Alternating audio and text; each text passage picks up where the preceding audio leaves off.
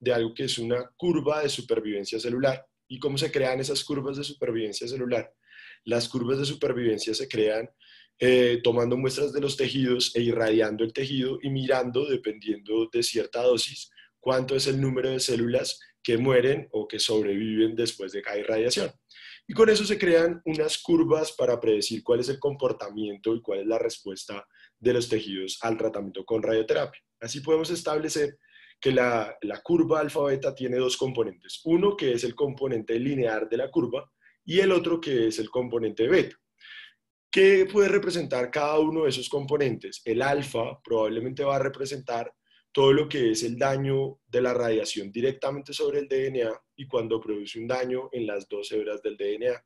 Y el componente beta representa más cuando se produce un daño subletal, pero en el tiempo y dentro del fraccionamiento, después de un primer golpe, va a producir un segundo golpe y finalmente va a terminar produciendo la muerte de las células.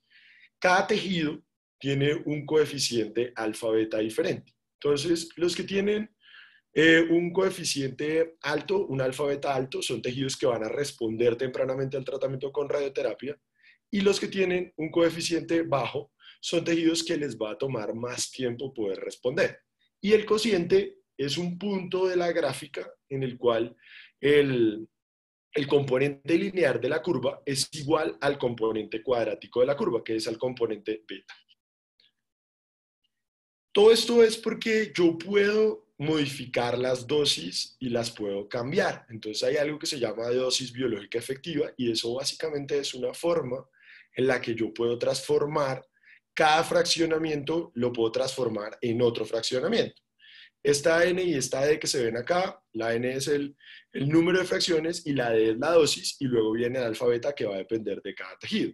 Y luego yo puedo transformar cualquiera de esos BET, que es esa dosis, que es esta dosis biológica efectiva, la puedo transformar en una dosis similar a un fraccionamiento de 2 Grays. ¿Por qué a un fraccionamiento de 2 Grays? Porque tradicionalmente, desde 1930, cuando Kutar diseñó el fraccionamiento convencional para los pacientes con cáncer de laringe, empezaron a hacer fraccionamiento de 2 Grays y de esa forma se empezaron a hacer todos los fraccionamientos para los diferentes tumores con 2 Grays y por eso la mayor evidencia en radioterapia y el fraccionamiento convencional se utiliza con fracciones de 2 Grays. Entonces, ¿qué es el fraccionamiento convencional en cáncer de mama? Es cuando yo utilizo una dosis de radiación de 2 Grays, más o menos entre 1.8 y 2 Grays. Usualmente es un tratamiento de 50 Grays. Qué pena, acá no son 15, sino es 50 Grays en 25 fracciones.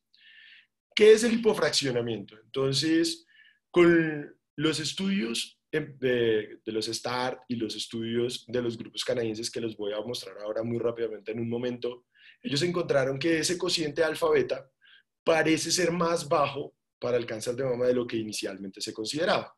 Cuando yo tengo un alfa-beta más bajo, es posible que tenga una mejor respuesta a una mayor dosis por fracción. Y por eso se estableció el hipofraccionamiento, que es cuando yo utilizo unas dosis mayores de 2 Grays, y el hipofraccionamiento moderado es cuando utilizo dosis menores de 4 Grays.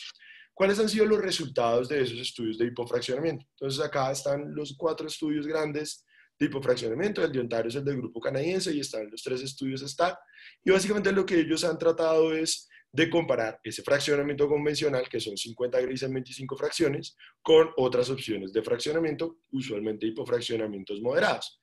Entonces lo compararon con hacer 13 fracciones, lo compararon y con diferentes dosis. Entonces está 41.6 en 13 fracciones, 40 Grays en 15 fracciones, el grupo canadiense que es el que utiliza 42.5 en 16 fracciones, y lo que obtuvieron finalmente fue que cuál era la respuesta del tratamiento con la radioterapia a 10 años, y la tasa era que no había una diferencia en la tasa de recaída, y eso es importantísimo. Entonces, era seguro disminuir el número de fracciones de 25, era seguro pasar a 16, y adicionalmente que si se iba a producir alguna toxicidad importante, la respuesta es no. Incluso el hipofraccionamiento moderado tiene menos toxicidad que el fraccionamiento convencional.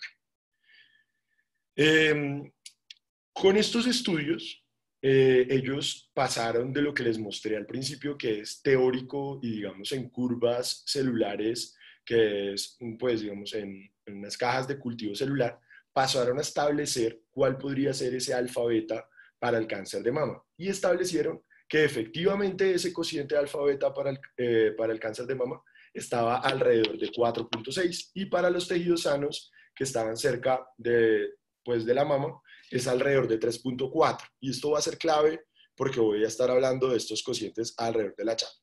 Entonces esto crea un nuevo concepto que no es, digamos, necesariamente nuevo en radioterapia, se ha venido utilizando en otras patologías, pero en cáncer de mama creo yo que es algo que está revolucionando en este momento el tratamiento de cáncer de mama, llegó para quedarse y cada vez vamos a empezar a hacer más ultra hipofraccionamiento. ¿Cómo lo vamos a definir? Es un tratamiento entre 1 a 5 fracciones que sean consecutivas. Y esta es una diferencia entre un estudio inicial que es el forward y este que va a ser entre el fast y este que va a ser el fast forward. Y es que básicamente en este estudio que vamos a presentar el día de hoy, el tratamiento se hacía cada día de la semana. Y en cambio, en el estudio previo, se hacía una sesión por semana, que busca disminuir el tiempo total del tratamiento manteniendo esa dosis biológica equivalente. Esto básicamente ha tenido mucha publicidad en las noticias. Estas son algunas de la recopilación de las noticias que han salido en los últimos 2 meses de diferentes medios mostrando la posibilidad de la incorporación de tratamientos para pacientes con cáncer de mama en un tiempo más corto de tratamiento. Y acá está este estudio que es el eje central de la charla de hoy, que se llama el Fast Forward, y básicamente va a ser un estudio que va a establecer como una opción de tratamiento para las pacientes hacer 26 Grays en 5 fracciones. Es un estudio aleatorizado, fase 3, es multicéntrico, no es un estudio ciego como la mayor parte de los estudios en radioterapia. Y esto es importante, es un estudio de no inferioridad. Recordemos que los estudios de no inferioridad no buscan demostrar que un tratamiento sea mejor, sino que es igual o puede ser un poquito menos bueno que ese tratamiento, pero le ofrece otras ventajas. En este caso, la ventaja principal es que va a disminuir el tiempo total de tratamiento. El desenlace primario de este estudio fue la recaída ipsilateral, definida como un carcinoma invasivo, carcinoma ductal in situ, ipsilateral, y hubo unos desenlaces secundarios que principalmente era la toxicidad tardía.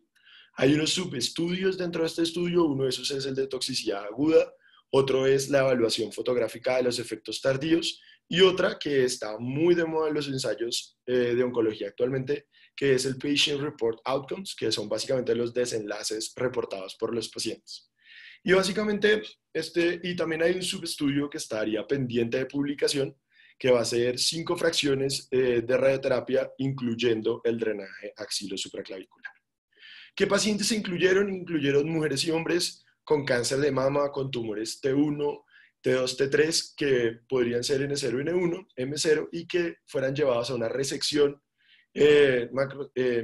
completa del primario, ya fuera con una cuadrantectomía o una mastectomía, y se incluían básicamente pues ellos permitían que los pacientes estuvieran recibiendo hormonoterapia o trastuzumab concomitante. ¿Cómo fue la aleatorización? Utilizaron 3 grupos. Utilizaron un grupo que es el estándar de tratamiento en Inglaterra en este momento, que va a ser 40 Grays en 15 fracciones. Utilizaron otro grupo que va a ser 27 Grays en 5 fracciones. Y utilizaron un tercer grupo de 26 Grays en 5 fracciones. Este es interesante porque ellos, con base a los cálculos que les mostré inicialmente, de cómo calcularon en los ensayos de hipofraccionamiento el cociente alfa-beta, ellos dijeron lo más seguro es utilizar 27 Grays en 5 fracciones de 5.4. Pero podría ser que haya un error en la ecuación, digamos, en el cálculo matemático de la seguridad del tratamiento, y por eso decidieron también incluir un tercer brazo que finalmente pues va a ser el brazo que como vamos a ver ahora en los resultados, pues va a tener, digamos, un impacto mayor, y que es hacer 26 Grays en 5 fracciones. Y ellos, ¿cómo llegan a este fraccionamiento? Con las ecuaciones iniciales que les mostré para convertir unos fraccionamientos mayores a unos de ultra hipofraccionamiento. Pensaban reclutar 4.000 pacientes. Básicamente para los subestudios estimaban solamente la mitad de los pacientes. Ellos querían hacer un estimado con Kaplan-Meier y también con Hazard Radio. Y como es un estudio de no inferioridad, ellos querían demostrar que la diferencia absoluta en recaída local a 5 años entre ambos esquemas, o sea, el de 40 versus los dos esquemas de 5 fracciones, la diferencia era del 1.6. Recordemos, por eso es un estudio de no inferioridad, porque iba a aceptar que incluso pues, la recaída fuera mayor hasta 1.6%. Sin embargo, si utilizaron una P estadísticamente significativa, pues digamos un poco más alta que la que usualmente se utiliza, es que fue que usaron una P de 0.025. Y básicamente el análisis principal lo iban a hacer por la intención a tratar. Para los efectos clínicos del tejido normal, decidieron utilizar una P de 0.005. Esta es una P diferente a la que normalmente utilizamos. Y esto también es importante porque como evaluaban tantos efectos secundarios, tanto los reportados por los pacientes como los fotográficos, por eso el número de test que realizaban era más alto y por eso la P que decidieron fue menor. Vamos a hacer una pausa un momentico, vamos a recordar acá los 3 fraccionamientos que se van a estudiar en este estudio y lo que les mostraba hace un momento, las bases biológicas para la selección de la dosis, cómo decidieron escoger esas bases biológicas. Entonces acá está lo que les decía hace un momento y ellos lo que hicieron fue coger el cálculo de la dosis equivalente en fracciones de 2. Este fue para la toxicidad de los tejidos sanos, estamos hablando del corazón y el pulmón. Ellos asumieron un alfa beta para los órganos sanos de 2.8 y de esa manera calculaban cuánto de esa dosis podía equivaler utilizar una dosis en alguno de los otros fraccionamientos. Y este es para el control local y es, si ustedes ven, si uno se basa únicamente en el cálculo matemático, uno podría pensar que utilizar el hipofraccionamiento moderado, que es el estándar actual, podría producir más recaída tumoral. Pero lo que ellos ya habían demostrado en los estudios clínicos era que incluso esa recaída era menor con el hipofraccionamiento moderado. Por eso cuando hacen el cálculo de cuánto podría ser 26 Grays en 5 fracciones, y está acá en la tabla de la derecha que el porcentaje de recaída tumoral podía ser hasta 4.6% mayor, solamente por el cálculo de la ecuación matemática, la realidad era que con los estudios del STAR-B probablemente este número no iba a ser real y por eso decidieron aceptar este fraccionamiento. Eso es porque la ecuación que les mostré al principio, si bien se utiliza como un referente para poder utilizar otros fraccionamientos, tiene unas limitaciones y las limitaciones de la curva empiezan a partir de los 4 Grays y se van acentuando en la medida en que yo aumento la dosis por fracción. Y por eso, en los estudios de ultrahipofraccionamiento y de radiocirugía, lo ideal es poder demostrar en vivo.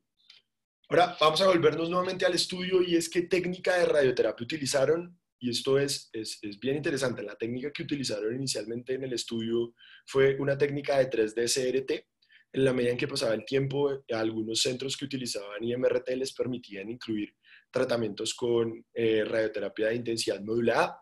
La radioterapia la podían iniciar cualquier día de la semana, pero se permitía solamente hasta 3 días sin recibir tratamiento. Esto es importante porque recuerden que uno de los factores que modifica la dosis biológica efectiva es el número de tiempo que pasa el paciente sin recibir fracciones. Por eso lo ideal, y como ellos diseñan el estudio, es que una vez los pacientes inician el tratamiento no pueden pasar más de 3 días para aumentar esa efectividad biológica del tratamiento. Lo otro clave del estudio es que ellos hicieron una verificación del posicionamiento diario con imágenes ya fuera o portal, de MB o de KB, o le podían tomar también una tomografía de cono, pero querían hacer que diariamente hubiera una prueba de la verificación y de la posición del paciente. Para el grupo control, solamente realizaban 3 imágenes durante la primera semana de tratamiento y luego realizaban una imagen por semana. La tolerancia que permitían era hasta del 5 milímetros de diferencia en el posicionamiento de los pacientes.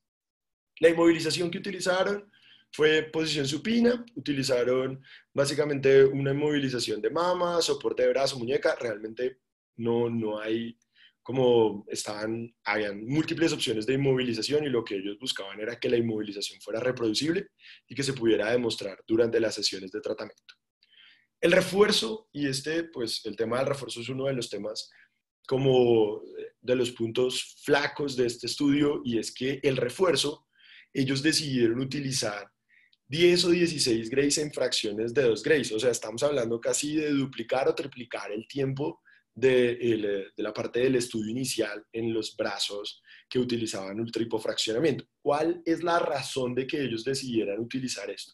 La razón de que decidieran utilizar esto es el refuerzo que habían utilizado en los estudios del START A, el START B y en el Pilot, básicamente había sido este mismo fraccionamiento para los refuerzos. Como este había sido el fraccionamiento que habían usado para los refuerzos, por esa razón ellos deciden utilizarlo también en este estudio que es el Fast Forward para que los resultados posteriormente puedan ser comparables con los otros estudios. Digamos que así lo expresa el autor del estudio.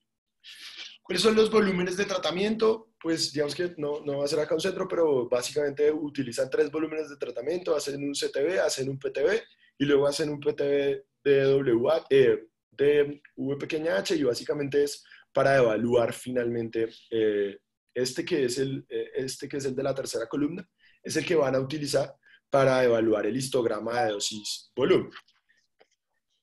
La tolerancia a las dosis, lo que utilizaron fue lo que les mostré al principio de las gráficas de equivalencia de la dosis para poder calcular una dosis equivalente y con eso llegaron que la dosis en el pulmón ipsilateral iba a ser de un UVH entre 15 y 17 y que el corazón el 1.5 grays menor al 30% y VCT menor al 5%.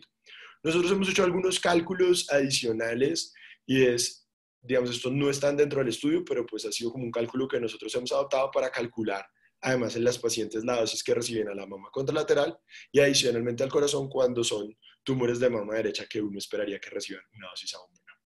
La evaluación y el seguimiento fue básicamente la misma escala de los estudios STAR y básicamente lo hacían a la semana de terminar el tratamiento, al mes y luego lo hacían cada 3 meses.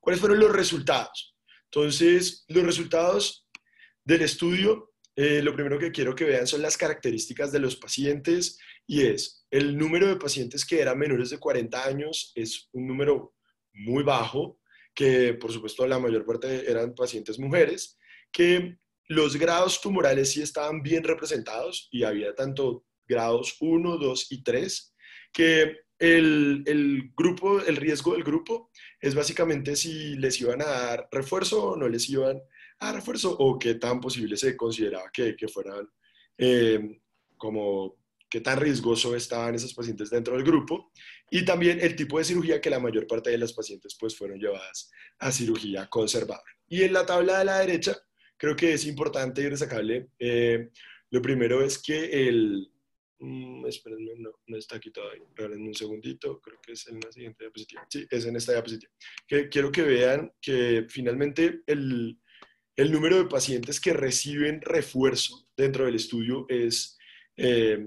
no es muy significativo, digamos que es más o menos el 25%. Es el 25% de los pacientes del estudio fueron los que realmente recibieron un refuerzo. Y lo otro que es en la tabla de la izquierda, ustedes pueden ver cómo era el estatus de los receptores. Entonces, pacientes triple negativos realmente eran un porcentaje bien pequeño de las pacientes que representaban todo el grupo de pacientes incluidas dentro del estudio. ¿Cuál fue la supervivencia global? No hubo ninguna diferencia en supervivencia global de los pacientes, como era esperable. Igual el tiempo del estudio también es corto y tampoco buscaba evaluar supervivencia global, pero no hubo una diferencia en supervivencia global. Y este que es el resultado principal del estudio, que es cuál fue la recaída de los pacientes. Básicamente la incidencia acumulada de recaída 5 años para el grupo que recibió 40 grays fue de 2.1 y el grupo que recibió 27 fue de 1.7 y el grupo de 26 fue 1.4. O sea que los que recibieron ultrahipofraccionamiento, la recaída fue menor que en el grupo que recibió hipofraccionamiento moderado, pero pues recordemos que no es el objetivo de este estudio y estadísticamente pues básicamente era que no era diferente. Y como el límite superior del intervalo de confianza excluyó un aumento del 1.6, se demostró la no inferioridad de este estudio. Acá está esta diapositiva y es para mostrarles que no hubo una diferencia en recaídas locorregionales, no hubo una diferencia en recaídas a distancia y que si había algún tipo de mortalidad por cualquier causa, no hubo ninguna diferencia. Y esto es importante porque cuando uno utiliza esquemas de ultrahipofraccionamiento, una de las preguntas puede ser cuál es la toxicidad que se puede producir sobre el pulmón o sobre el corazón. Y aparentemente no hubo una diferencia en las causas de mortalidad. ¿Cuáles fueron a los pacientes que más recayeron? Entonces, los pacientes que más recayeron fueron aquellos pacientes que tenían un grado 3 tumoral. No se utilizó y no se realizaron análisis de subgrupos porque el número total de pacientes que recayó fue tan bajito que si yo iba a hacer un análisis de subgrupos teniendo en cuenta la edad, el grado, los receptores hormonales, el ER2, pues hubiera necesitado que hubiera un número mucho mayor de recaídas para realmente evaluar por subgrupos. No tengo por qué, no hubo una diferencia en ningún tipo de las recaídas, ni recaídas locales, ni de ipsilateral, y adicionalmente el porcentaje de muerte de los pacientes por una causa cardíaca fue igual en todos los grupos, sugiriendo que no hay un efecto significativo del ultrahipofraccionamiento sobre el corazón mientras uno se mantenga en las dosis de seguridad establecidas por el estudio. La evaluación de toxicidad, recordemos que este era el segundo objetivo, básicamente cualquier evento adverso en la mama o reja, y vamos a verlo en todos los desenlaces de toxicidad, es que hubo un aumento en el grupo que recibió 27 Grays en 5 fracciones, que era significativamente diferente comparado con el grupo de 40, pero que el grupo que recibió 26 Grays en 5 fracciones no tuvo ningún aumento en la toxicidad comparado con el grupo de 40. Y es por eso que les decía que ese grupo finalmente de pacientes y ese fraccionamiento que es 26 Grays en 5 fracciones va probablemente a terminar siendo el fraccionamiento ideal por los resultados en toxicidad. Cuando se miró los desenlaces evaluados por los pacientes, el principal era el cambio en la apariencia de la mama, o sea, de todos los eventos que reportaban los pacientes, y se presentó en un 32% en el grupo que recibió 40 Grays, un 35% en el de 27 y un 31.7% en el grupo de 26 Grays. Los resultados cuando evaluaron la toxicidad con medidas fotográficas, hubo un aumento de cualquier efecto moderado marcado nuevamente en el grupo de 27 Grays, pero no era estadísticamente significativo el aumento que se presentaba en el grupo de 26 versus el de 40 Grays. Entonces, acá está básicamente como nuevamente nos volvemos a los cocientes alfa-beta y es ya eso teórico que habíamos calculado inicialmente para calcular los fraccionamientos de este estudio. Quisiera que miraran en la casilla de la izquierda y es que básicamente para la recaída ipsilateral en mama, si yo equivalgo esta dosis en fraccionamiento de 2 Grays, dar en el grupo de 40 Grays es equivalente a AR 44, 27 es igual a AR 43 y 26 Grays sería equivalente a AR 40 Grays. Entonces, tenemos una no inferioridad en los esquemas de 5 fracciones versus los de 15 fracciones. El efecto en el tejido sano a 5 años para el de 26 Grays en 5 fracciones fue similar al de 40, no así para el de 27 que sí tuvo más toxicidad, que no sabemos lo suficiente de los efectos que se puedan presentar después de un seguimiento de 5 años, pero en los estudios STAR de hipofraccionamiento moderado, los desenlaces en toxicidad no cambiaron entre 5 y 10 y 15 años de seguimiento, o sea que podríamos considerar que probablemente estos desenlaces van a ser similares, que no hay una diferencia en la toxicidad cardíaca, que utilizar un esquema de ultrahipofraccionamiento genera menos costos y es más cómodo para los pacientes. Entonces, en conclusión, los autores del estudio consideran que probablemente este va a ser el nuevo estándar de tratamiento para pacientes con cáncer de mama en estadios tempranos.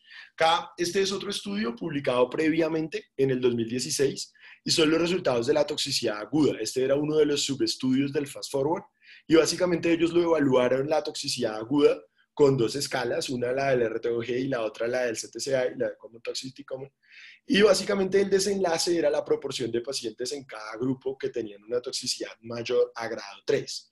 ¿Cuáles fueron los resultados? Si ustedes pueden ver, y esto es importante, y es que miren que la toxicidad aguda, tanto en el grupo de 27 Grays como en el grupo que recibió 26 Grays en 5 fracciones, fue menor a la que recibía 40 Grays en 15 fracciones. Y esto probablemente se puede ser explicado precisamente por ese cociente alfa-beta de los tejidos sanos. ¿Cuál ha sido la evolución de los estudios ingleses? El STAR, que era básicamente infrafraccionamiento moderado, el FAST, que era básicamente hacer un fraccionamiento de 5 fracciones, una por semana, para un tiempo total de 5 semanas de tratamiento, y el que básicamente, en mi opinión, va a revolucionar la forma como hacemos el tratamiento de las pacientes con cáncer de mama temprano, que es hacer una sola semana de tratamiento, una fracción por día. Cuando comparamos y hacemos una comparación de los diferentes tipos de fraccionamiento de la dosis por fracción y el número total, es importante comparar el tiempo de tratamiento y el tiempo total de tratamiento. Entonces, si miramos con el ultrahipofraccionamiento, estamos reduciendo casi en un cuarto comparado con el fraccionamiento convencional y estamos reduciendo casi 2/3 del fraccionamiento moderado.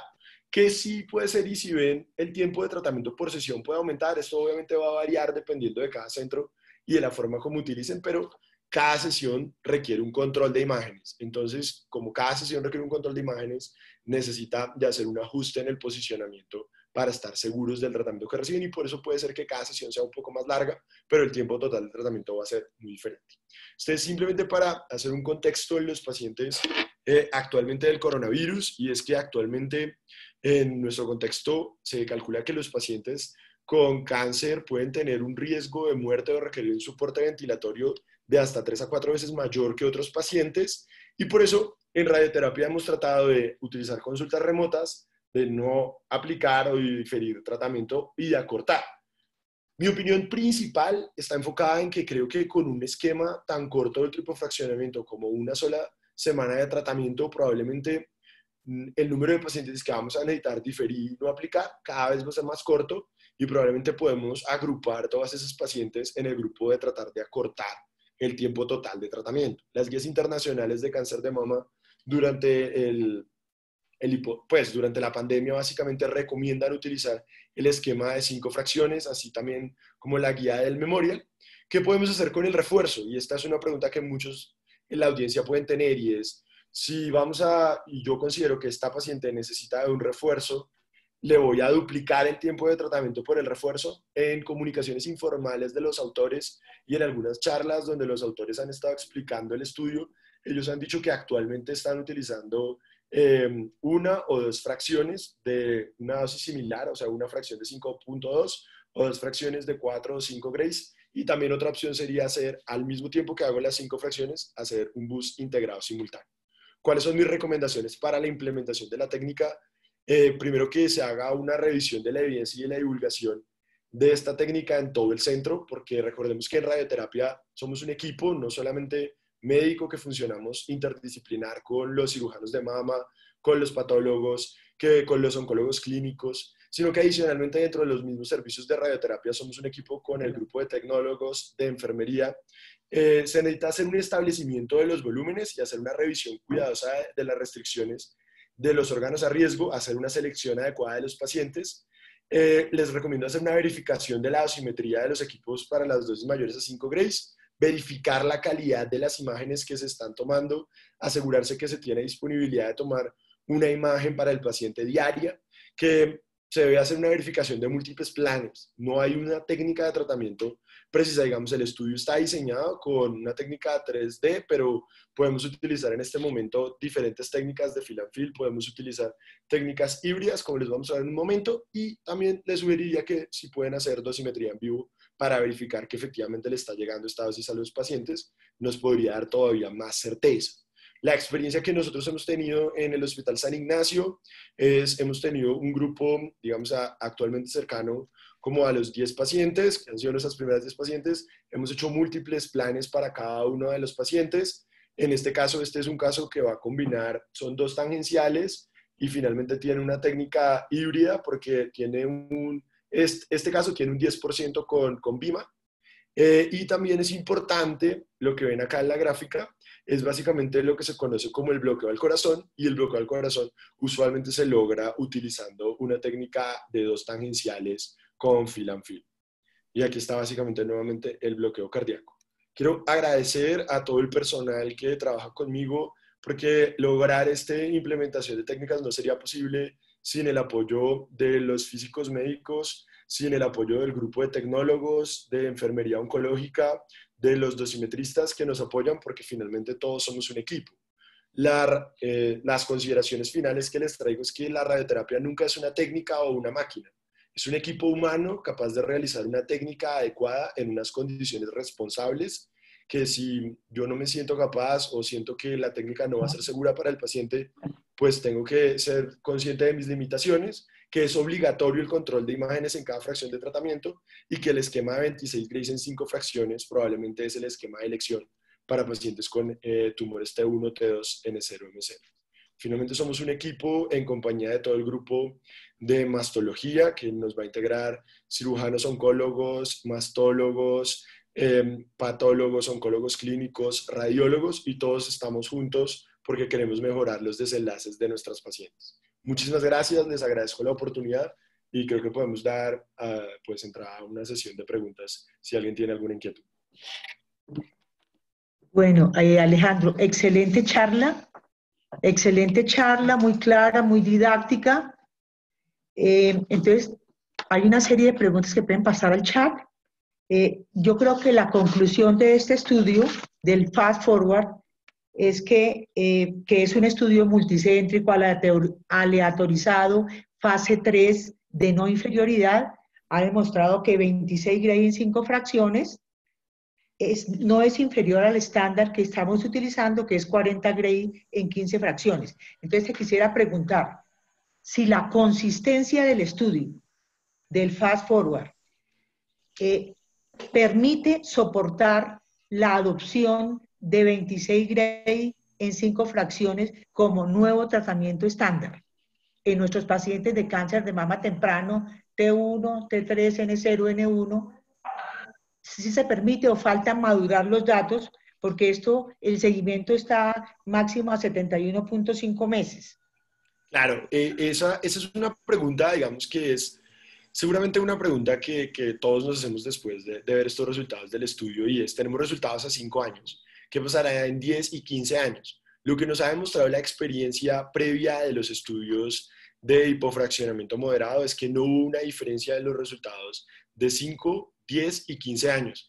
Y si comparamos los resultados actuales que tenemos con el Fast Forward, son probablemente equivalentes a los resultados que tenemos a los resultados que vamos a tener con hipofraccionamiento moderado. Yo creo que si ponemos en una balanza los beneficios sociales, los beneficios económicos, tanto para los pacientes, para los centros de tratamiento, yo creo que en nuestros países en vías de desarrollo, el estándar de tratamiento debe ser el ultra hipofraccionamiento. Puede ser que falten datos a 10 años para tener mayor seguridad, pero creo que incluso si llegara a pasar que aumenta un poco más la recaída comparado con otro, si uno pone en la balanza los beneficios de muchos pacientes que no tienen acceso, digamos que en los países en vías de desarrollo hasta un 30% de los pacientes no tienen acceso a tratamiento de radioterapia.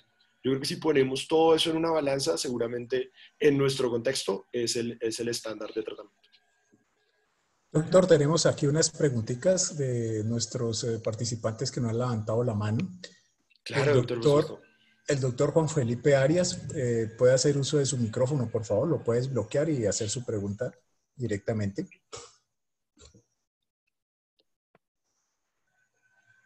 Adelante. ¿Aló? Perfecto. ¿Me escuchan? Perfecto. Sí. Alejo, primero que nada, Alejo, felicitaciones, muy buena charla. Estoy de acuerdo con usted que ese es el futuro. El futuro no es ya el presente, es lo que se debe empezar a manejar. Mi pregunta es, Alejo, si en ese grupo de pacientes, algunas pacientes habían recibido neoadyuvancia. Ok, el porcentaje de pacientes que recibió neoadyuvancia era muy pequeño, era era como del 0.9%. La mayor parte de las pacientes no había recibido neoadyuvancia. Yo creo que se debería examinar cuidadosamente las pacientes que reciben neoadyuvancia y estar muy seguro de la estadificación de esos pacientes iniciales, porque a veces la estadificación de pronto, porque cambia de médico, porque se modifica, y uno no puede tener como todos los elementos de esa estadificación inicial. Si yo estoy muy seguro de la estadificación inicial de la paciente que fue llevada por una mala relación, cero tumor, finalmente a una adyuvancia, yo creo que esa paciente podría terminar siendo candidata, pero yo sería muy cuidadoso, digamos, por la temporada de pandemia pondría eso en una balanza, pero lo ideal sería no llevar pacientes que han recibido neoadyuvancia, sobre todo, digamos, en la base de la evidencia, aunque es muy posible que terminemos haciéndolo, porque pues sí es, digamos, el presente y seguramente lo que vamos a continuar haciendo. Perfecto, Estoy de acuerdo. muchísimas gracias. Perfecto. El Bueno, doctor, sí. siga doctora, tranquila.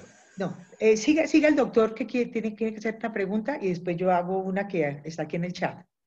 Listo. El doctor Iván Bobadilla puede hacer uso de su micrófono. Gracias, Alejandro. Muchísimas gracias por esa presentación. Creo que estuvo muy completa la revisión. Sin embargo, tengo una pregunta. A ver ustedes cómo han solucionado eso, porque es un problema que tenemos nosotros cuando aplicamos esta técnica. Nosotros actualmente no hemos logrado solucionar este plan para pacientes con mastectomía. ¿Por qué? Porque como usted lo mencionó, quitamos 5 milímetros de la piel y ese volumen de PTB nos queda muy difícil para la dosimetría. Ustedes en San Ignacio, ¿cómo han logrado eso? Porque nosotros por protocolo lo tenemos establecido solamente para pacientes con cuadrantectomía, pero no saben ustedes cómo lo pueden hacer para mastectomía. Nuestra situación es igual, nosotros no lo estamos haciendo para el escenario post-mastectomía, lo estamos haciendo inicialmente solamente para post-cuadrantectomía. Y la pregunta clara, si uno restringe los 5 milímetros de la piel, seguramente no va a ser sencillo. Nosotros no hemos incluido aún pacientes en el escenario post-mastectomía, también porque el número de pacientes dentro del estudio que recibió radioterapia ultra hipofraccionada post-mastectomía fue como del Muy bajo. 4%. El 95-96% de las pacientes había recibido la cuadrantectomía. Hay un estudio que es el subestudio donde ellos van a incluir pacientes con tratamiento sobre la fosa y sobre el drenaje axilar, y seguramente un gran porcentaje de esos pacientes iban a tener mastectomía. Yo creo que probablemente, dependiendo de esos resultados, vamos a poder tener más datos. Ah, bien. Bueno, y quiero aprovechar, pues ya que tengo el micrófono abierto, para preguntar también algo. Pues queremos saber también ustedes cómo hacen el boost. Nosotros estamos haciéndolo con un boost integrado de 580 que nos da 2.900 en la 5. ¿Ustedes cómo están haciendo ese refuerzo? ¿Secuencial con electrones, como lo mencionó, o cómo lo hacen? Sí, nosotros lo estamos haciendo secuencial con electrones o con fotones. Usualmente les estamos dando una fracción de 5,2. Yo tenía esa curiosidad y por eso les mostré dentro de la guía de cáncer de mama en pandemia. Ellos dicen que se comunicaron de una forma como verbal y que la gente, los autores están haciendo este de 5,2, y el autor principal del estudio dio una conferencia en la que decía que las opciones eran múltiples, pues que ellos básicamente lo que Mela. pensaban era que el refuerzo pues no impacta en la supervivencia global. Si vemos realmente el número de pacientes que ellos recibieron realmente refuerzo en el estudio fue muy pequeño, y que por eso pues finalmente ellos quedaban como utilizando a gusto del médico tratante. Nosotros en lo personal estamos dando una fracción de 5,2. Ah, bien, perfecto. Esas son las dudas, Alejo. Muchísimas gracias y nuevamente felicitaciones. No, entonces muchas gracias a usted por estar El, presente. el, em, los pacientes del estudio Fast Forward, ¿no? Generalmente los marcaban el lecho quirúrgico con ¿Aló, doctora? mejor el lecho quirúrgico y para dar el refuerzo. ¿Tú qué piensas de esto? Doctora, perdón, no escuché la pregunta totalmente. ¿Me la puede repetir, por favor? Sí. En el estudio Fast Forward Trial de los ingleses, ellos generalmente el lecho quirúrgico, el cirujano lo marcaba con clips de titanio o semillas de oro. Ujú. ¿Tú le ves importancia en nuestro medio de hacer lo mismo? ¿Facilita la planeación? 100%, 100%, Exacto. doctora. Digamos que lo ideal es, y creo que en eso hemos trabajado mucho con el grupo de mastología, y es que lo ideal, independiente de si finalmente les vamos a dar refuerzo o no, lo ideal sería tener el lecho delimitado. Eso Marcado. también nos puede utilizar, independiente si decidimos no hacerle un refuerzo, nos puede también servir. A veces uno, cuando está en la planeación, puede terminar sacrificando un poco el cubrimiento a favor de los órganos a riesgo, a favor del pulmón y el corazón, pero si además uno igual tiene los clips, uno puede estar seguro y decir, no, no puedo sacrificar el cubrimiento en estas zonas porque va a terminar resultando, digamos, en deleterio para el control local de la paciente. Entonces, siempre creo Exacto. que es importante dejar Entonces marcado el nosotros lecho. invitamos a nuestros queridos mastólogos a que nos marquen el lecho quirúrgico para facilitarnos a nosotros la planeación del bust. Bueno, Perfecto. sí, dime. Hay una pregunta del doctor José Joaquín Caicedo. Buenas noches, te felicita por la exposición y en caso de pacientes con cirugía conservadora con 1 a 2 ganglios positivos, ¿se podría utilizar esta técnica de radioterapia? Yo no la utilizaría en los pacientes que tengan unos ganglios positivos porque yo personalmente con los estudios del MA20 y el URTC 22922, pacientes que para mí tienen ganglios positivos, yo les estoy incluyendo el drenaje axilo-supraclavicular. Entonces esperaría los resultados de este esquema de fraccionamiento para utilizar radioterapia pues sobre el drenaje y por eso esos pacientes no los incluiría. Los llevaría a un hipofraccionamiento moderado, digamos, sí, 15, 16 fracciones, incluyendo todo el drenaje. Por esa razón no los incluiría. No porque crea que no, sino principalmente porque creo que nos faltan datos en la seguridad, sobre todo siempre pensando en la toxicidad finalmente del plejo braquial. O sea, en el estudio Fast Forward, ellos incluían PT1 a 3, N0 y N1 máximo.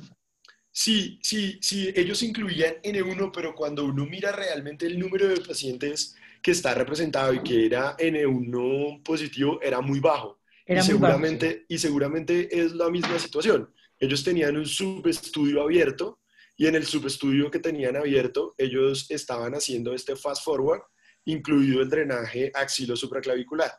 Entonces, Sí. seguramente gran parte de estos pacientes iban a terminar a ese subestudio y probablemente cuando tengamos resultados de ese subestudio vamos a poder utilizar este esquema. Bueno, otra pregunta sería, ¿podría ser este esquema un esquema ideal para tratar carcinoma in situ, puesto que en el estudio Fast Forward solamente fueron carcinoma invasivo? ¿Podemos extrapolar la experiencia? Yo, en lo personal, siento que sí. Nosotros por nuestro protocolo institucional no lo estamos haciendo porque pues, se hizo la socialización de los datos del estudio y se consideró que el número de pacientes conductal en situ era muy pequeño, pero realmente yo creo que estos datos se van a poder extrapolar. Va a pasar lo mismo que hacemos con el hipofraccionamiento. Nunca tuvimos un estudio aleatorizado para ductal in situ con hipofraccionamiento, pero luego cuando empezamos a ver los resultados, pues finalmente sí era adecuado. Que creo yo que esta es una ventaja del ultrahipofraccionamiento versus versus la radioterapia parcial acelerada. Y es porque Sí. la radioterapia parcial acelerada podría tener limitaciones porque el carcinoma ductal in situ tiene un patrón de extensión diferente. Y eso podría, digamos, limitar un poco la radioterapia parcial acelerada comparado con la radioterapia ultrahipofraccionada. Sí. Yo quiero que puntualicemos un poco con respecto al boost, o sea, al refuerzo sobre el lecho quirúrgico, porque en el estudio Fast Forward, dado que si utilizamos en el refuerzo el fraccionamiento convencional, el tiempo se nos va a ir al doble, como tú dijiste, porque se van a dar 10 gray en fraccionamiento de 2 gray día o 16.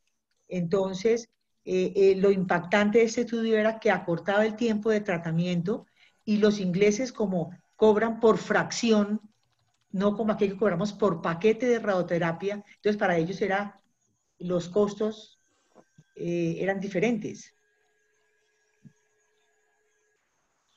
Sí, digamos que es definitivamente, obviamente es muy posible que haya un tema de costos que tenga pues, un impacto y probablemente nosotros no tenemos esa situación y por eso pues yo favorezco el ultrahipofraccionamiento. Exacto. ¿Alguna pregunta del auditorio de los...? Sí, aquí tengo varias preguntas, entonces voy a darle la palabra a nuestros participantes de manera secuencial a medida que fueron apareciendo las manitos levantadas. Le doy la palabra al doctor Óscar Abuchaibe. Buenas noches. Eh, Alejandro, muchas gracias por la presentación. Doctor, muchas gracias a usted por asistir. Quedó muy claro lo que pretendías en la charla. Yo tengo varias preguntas, pero en aras del tiempo, y para no ser repetitivo, la doctora Clara puntualizó el tema del boost. Es decir, esta técnica de tratamiento, no en el estudio, pero en nuestro país, generalmente son pacientes que tienen indicación de refuerzo sobre el lecho quirúrgico.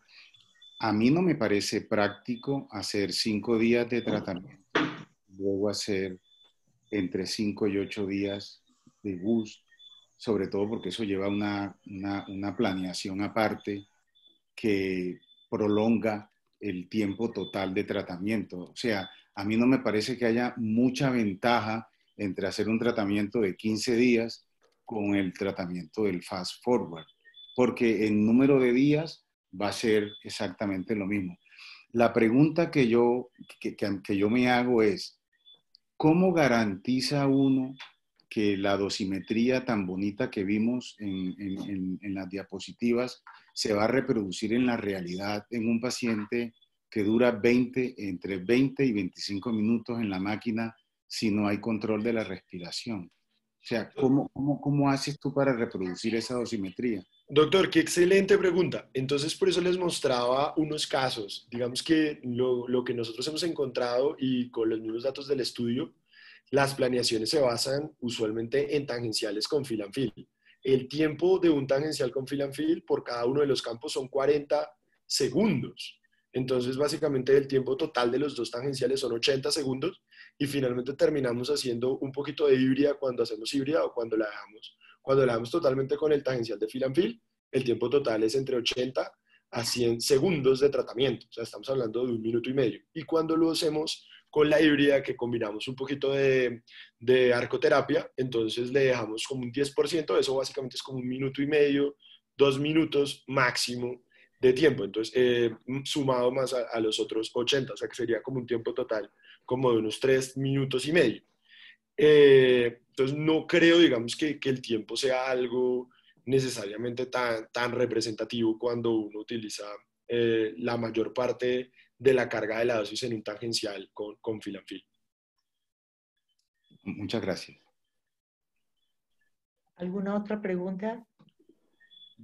Bueno, esta pregunta que yo le hago a Alejandro es, los pacientes en estadios tempranos, entonces teniendo en cuenta todo lo que hemos hablado, deberían ir a ultra hipofraccionamiento o a radioterapia parcial acelerada, teniendo en cuenta los resultados del estudio RAPID y los resultados del Florence que se presentaron en San Antonio con motivo del meeting de cáncer de mama que hacen anualmente.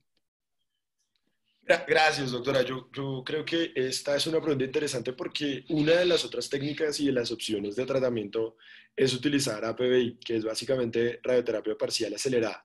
Las ventajas de la parcial acelerada son dos. Una es la disminución del tiempo de tratamiento. La segunda opción es que nada va a lograr menos dosis sobre el corazón y el pulmón que hacer una radioterapia parcial acelerada.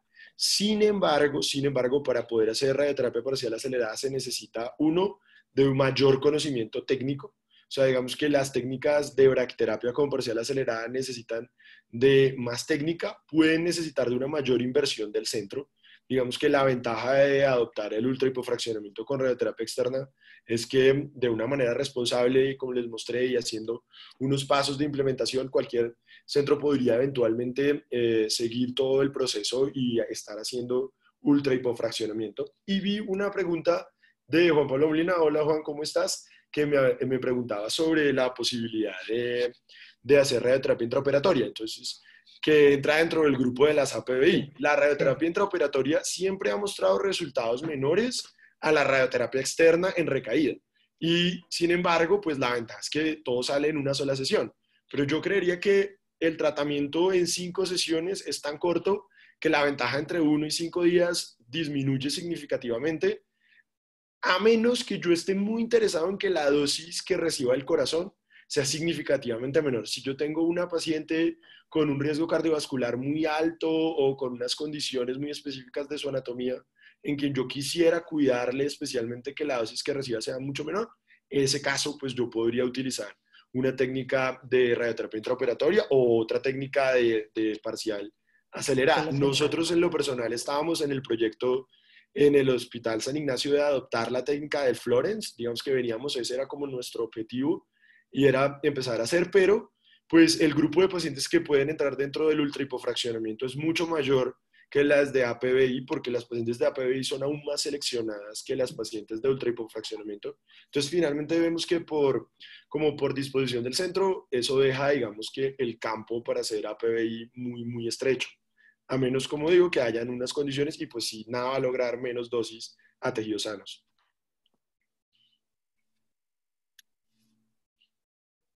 Yo estuve haciendo una encuesta así somera y en Bogotá se está haciendo el hipofraccionamiento extremo, digámoslo así, en el Centro Oncológico Javeriano, en el Centro de Control de Cáncer. No sé si en el Instituto Nacional de Cancerología se estará haciendo, no tengo información. Si hay alguien presente, a ver si nos puede comentar algo. O sea, en esas dos instituciones, seguro. En Cali se está haciendo. En Medellín también se está haciendo. No sé en qué otras ciudades del país se estará haciendo, pero hay que seguir los protocolos rígidos que tú explicaste, tener el paquete de dosimetría y hacer la verificación de imágenes diaria, ¿no?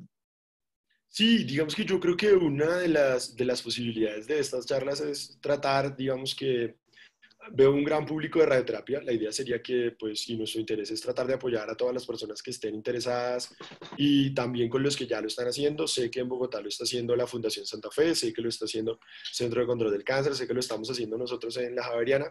La idea sería eventualmente poder unir todos esos datos y publicarlos, digamos, también como una experiencia nuestra, que tanta investigación que nos hace falta, sería excelente.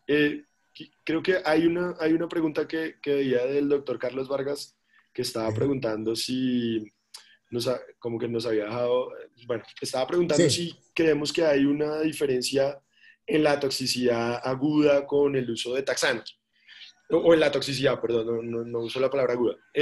Yo creo que la toxicidad probablemente no es mayor, porque si la radioterapia, digamos que lo que ha demostrado el ultrahipofraccionamiento es que la toxicidad aguda es menor y puede tener un papel en la toxicidad tardía, pero no se ha demostrado que sea significativamente diferente.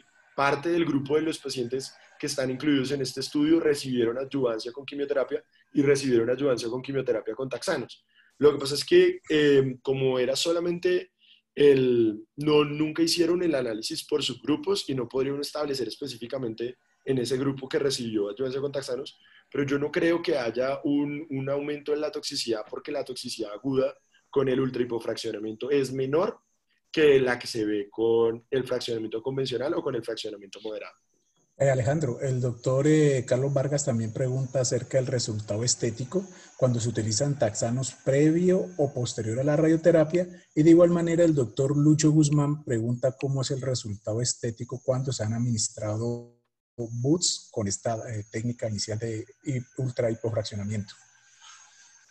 El resultado de toxicidad aguda en ambos escenarios, de cuando se utiliza el refuerzo o cuando se utiliza la quimioterapia adyuvante, no ha mostrado diferencias. Ahora, nosotros estamos haciendo una modificación en el esquema del BUS porque el esquema tradicional del estudio, lo que discutíamos hace un momento con la doctora Serrano, duplica o triplica el tiempo, lo cual pues no parece práctico para fines del estudio. Lo que hemos observado con los estudios de hipofraccionamiento moderado es que no hay un aumento en la toxicidad y que lo que se ve es una disminución. Pero la toxicidad tardía podría terminar siendo un poquito mayor porque no sé si ustedes vieron que 27 Grays, que aparentemente solo un Gray más que 26, sí mostraba unos desenlaces cosméticos inferiores a la que se utilizaba con 26 grays. Entonces es posible que al sumarle el boost, seguramente el desenlace cosmético va a ser menor, que sucede también con el fraccionamiento convencional. Digamos que cuando uno compara a las pacientes que reciben un fraccionamiento convencional de las del refuerzo versus no, por supuesto que entre más dosis de radiación, finalmente el desenlace cosmético va a ser menor. La experiencia en toxicidad aguda, al menos hasta 2 meses de seguimiento, ha sido muy buena. Las pacientes toleran el tratamiento muy bien, se presenta un poquito de edema, se presenta un poquito de enrojecimiento durante el tratamiento, y la segunda semana del tratamiento es clave porque la mayor parte de los efectos secundarios no se presentan en la semana que reciben el tratamiento, sino la semana siguiente a terminar el tratamiento. Es cuando más efectos agudos se ven y luego resuelven sin mayor dificultad. Sí, el Perfecto, subgrupo gracias. de los 27 Gray era el que mostraba efectos, digamos, adversos a nivel de piel, telangiectasias, disminución del tamaño del seno, más fibrosis, pero por eso se quitó y se dejó como estándares de 26 Gray en 5 fracciones. Doctora Ana María, puede hacer su pregunta.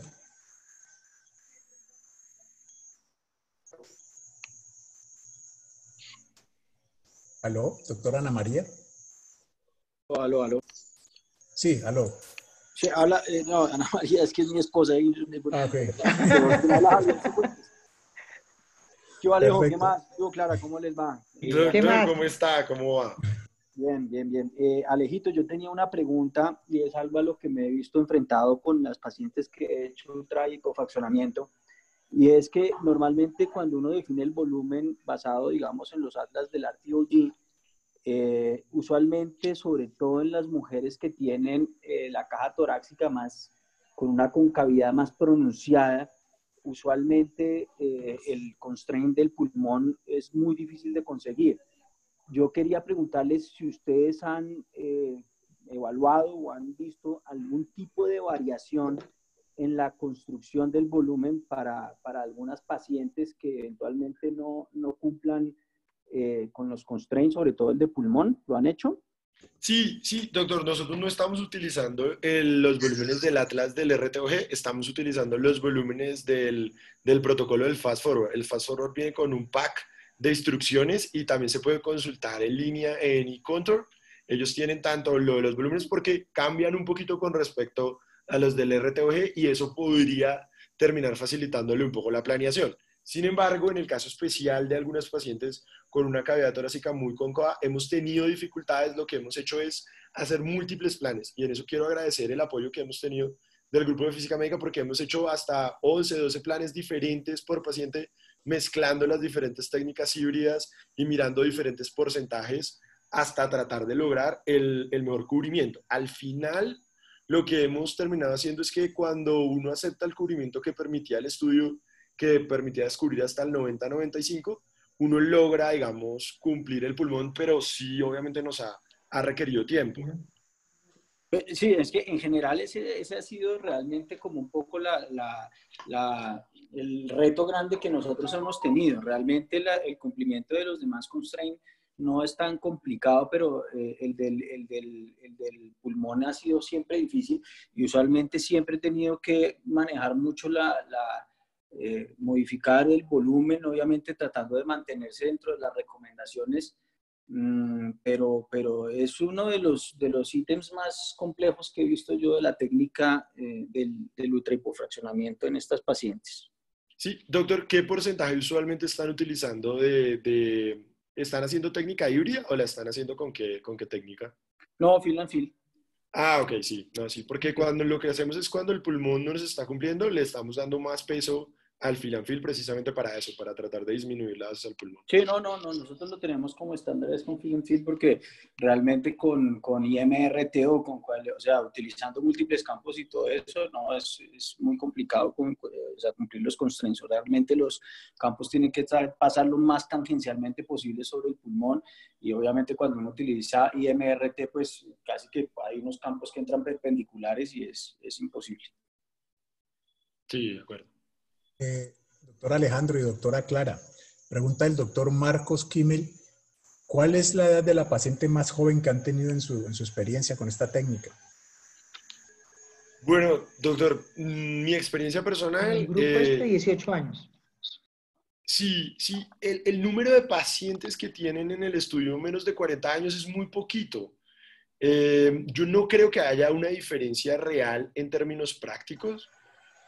Nosotros en lo personal lo estamos haciendo para pacientes mayores de 40 años, por lo que les digo, porque la idea fue como irnos inicialmente con el grupo más parecido al grupo del estudio. Yo no creo que haya una restricción, finalmente el estudio incluye 18. Para Inglaterra, ellos, los pacientes mayores de 18 años, los están llevando a un tripofraccionamiento. La paciente más joven personal ha sido 45 años. Vale.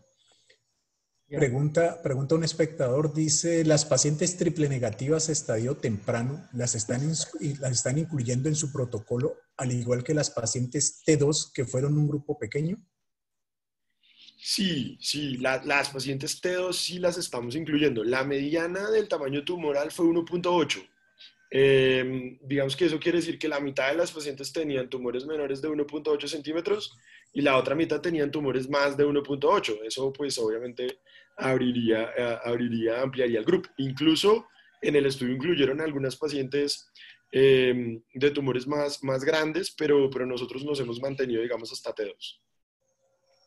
Perfecto. Pregunta el doctor Jaime Natera si se tuvo en cuenta resultados de HER y de receptores hormonales para seleccionar las pacientes. Claro, claro. Sí, sí, doctor. En el estudio lo que les mostraba, ellos inicialmente incluían todo tipo de pacientes, pero el grupo especialmente de triple negativo está muy subrepresentado. O sea, el porcentaje de pacientes triple negativo es menor al 1% de todo el total de las pacientes. Entonces sí quedaría, digamos, uno con ese sinsabor. No creo que el resultado sea diferente porque los START nuevamente no han sido diferentes, pero si uno quisiera ir desde lo más sólido de la evidencia, que es lo que yo recomiendo inicialmente para empezar, probablemente el grupo de triple negativos no sería el mejor grupo para incluir dentro de este tratamiento. Doctora Buchaibe tiene una nueva pregunta para ti. Doctora Alejito, Buchaibe, adelante. muchas gracias. Alejito, se me quedó por preguntar hace un rato, hacer una pregunta, pero contestarle también a la doctora Clara cuando preguntaba si había otro centro en el país que hacía esta técnica. Nosotros no la hemos querido empezar porque consideramos que no es práctico hacer un tratamiento que incluya dos planeaciones, planeación de la mama y luego planeación del bust, cuando en 15 días podemos hacer el tratamiento integral y con un bust integrado. Esa es más o menos como la razón. Y la segunda razón es que yo tengo mucha desconfianza porque a nosotros no nos salen con fill tiempos de 100 segundos y no utilizamos mucho la técnica 3D, sino que hacemos un poco más de IMRT forward, que no es otra cosa que fill, es la misma cosa. Entonces, a mí me gustaría que nosotros pudiéramos hacer esta técnica con el bus incluido. Entonces, ahí es donde va mi pregunta. Tú dijiste que probablemente esto se iba a convertir en el tratamiento estándar en nuestro país y yo realmente no estoy de acuerdo con esa afirmación, como tampoco estoy de acuerdo que por fuera de un ensayo clínico se esté haciendo un boost de 5.2 o de 5.8 porque todavía no tenemos resultados a largo plazo del boost convencional con esta técnica de 5 días, pues con mucha menos razón vamos a encontrar en la literatura representado algún estudio grande que diga que a estos pacientes en 5 días se le puede hacer un boost simultáneo o un boost al final. Yo quería conocer tu opinión al respecto. Doctor, varias diferencias. Digamos que para nosotros el tratamiento del refuerzo es un solo tratamiento. O sea, para nosotros no son dos tratamientos. Nosotros planeamos el tratamiento inicial, planeamos el refuerzo, todo dentro del mismo paquete, independiente si el refuerzo es con electrones o con fotones. Segundo, ¿qué es el beneficio real del boost? El beneficio real del boost no es un beneficio en supervivencia global. es un beneficio en recaída local. Cada vez los grupos que se favorecen son menos. La última guía de Astro sobre cuáles son el grupo de pacientes que se benefician de refuerzo, básicamente son pacientes menores de 50 años, tal vez algunos pacientes entre los 55 entre 50 y 60 con grado 3. Grado El 3. número de pacientes que tienen menos de 40 años para este estudio, que es el Fast Forward, que les incluyeron el refuerzo, termina siendo solo el 25%, porque ellos fueron muy selectivos, realmente porque lo que consideran es que no sé hasta qué punto, digamos, haya un beneficio real, si hay un beneficio en supervivencia, si no hay un beneficio en supervivencia global. Entonces, yo primero sería muy cuidadoso en la selección de los pacientes que realmente van a refuerzo. Segundo, entiendo, seguramente pues, no nos sentimos todos cómodos con utilizar el refuerzo sin tener datos de un ensayo clínico. Sin embargo, creo que con los resultados que hemos tenido, precisamente por eso les mostraba los cocientes de alfa-beta y las equivalencias. Están calculados los alfa-beta, realmente están probados en pacientes reales. Seguramente podemos lograr unas dosis equivalentes al tratamiento. Entiendo que hayan posiciones diferentes, entiendo que de pronto puede haber Sí, una tendencia a considerar que sí, no, y pero, lo respeto pero totalmente. Yo creo personalmente que el ultrahipofraccionamiento llegó para quedarse, lo vamos a usar cada vez más y lo que falta es mirar los resultados en rejas costales. Y actualmente en el tiempo de pandemia, me parece que si un paciente se puede beneficiar de disminuir un tercio el tiempo de sesiones de tratamiento, lo ideal sería que fuera este tratamiento y no triplicarle el tiempo al paciente del tratamiento, porque sabemos que exponer el paciente al ámbito hospitalario aumenta, como lo mostré, entre 3 a 4 veces el riesgo de contracción de coronavirus. pero hay protocolos que nos dicen cómo debemos tratar los pacientes en esta situación de pandemia. A lo que yo me refiero, a lo mejor me expliqué mal, no es que haya dos planes cuando tú planeas el bus de 5.2. Yo lo que digo es que a mí me gustaría tratar el paciente en 5 o en 6 días, igual que tú, pero no me atrevo a darle a un paciente 32.2 grays en 5 días o en 6 días, porque si bien, como dices tú, a lo mejor no vamos a ver diferencias en términos de supervivencia global, sí impacta los efectos tóxicos y los resultados a largo plazo, no a 5 años, a largo plazo, a 10 y a 15 años, hay todavía el resultado de haberle dado 32 grays en 5 días a un paciente. Dios quiera que llegue, Alejo, sí, por supuesto, ¿quién no estaría contento de dar un tratamiento en 5 días y ahorrarle a ese paciente 2 semanas? Pero todavía no estamos autorizados para darle un boost. Doctor, yo revisaría muy bien los criterios de los pacientes a los que le da refuerzo, porque como le digo, digamos que el grupo real de pacientes que se beneficia del refuerzo es muy bajito. Entonces, si usted no se siente cómodo haciéndole el refuerzo, le podría hacer solamente la radioterapia a toda la mama y Eso. revisar muy bien cuál es el beneficio real del refuerzo, porque si uno lo revisa y como pues creo que se siente muy inclinado a la revisión de la literatura y a la evidencia clínica lo soporta en un grupo muy pequeño de pacientes. Puede ser, puede ser. Gracias, Alejo. Con gusto, Nosotros doctor, un abrazo. estamos intentando que en el Congreso Colombiano de Cáncer, de Asoprocáncer, el que no lo pudimos hacer en abril de este año por lo de la pandemia, el año entrante va a haber una sesión grande de hipofraccionamiento extremo en cáncer de mama con gente del Royal Marsden, que son el doctor John Yarnold, es uno de los principales investigadores de estos estudios. Entonces, ahí creo que vamos a poder resolver algunas dudas importantes. ¿Alguna otra pregunta?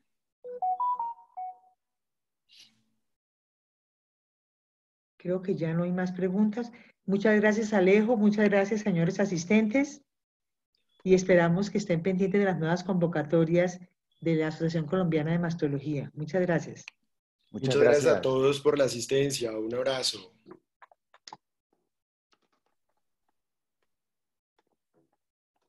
Muy bueno estuvo.